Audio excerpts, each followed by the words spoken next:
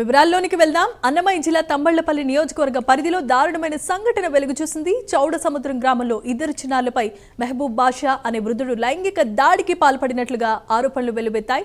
చిన్నారులు కేకలు వేయడంతో నిందితుడు అక్కడి నుంచి పారిపోయినట్లుగా కుటుంబ సభ్యులు ఆరోపిస్తున్నారు. ఈ ఘటనపై చిన్నారుల పేరెంట్స్ ఇచ్చిన ఫిర్యాదు మేరకు మొలకల చెరువు పోలీసులు నిందితుడిపై ఫోక్సో చట్టం కింద కేసు నమోదు చేశారు.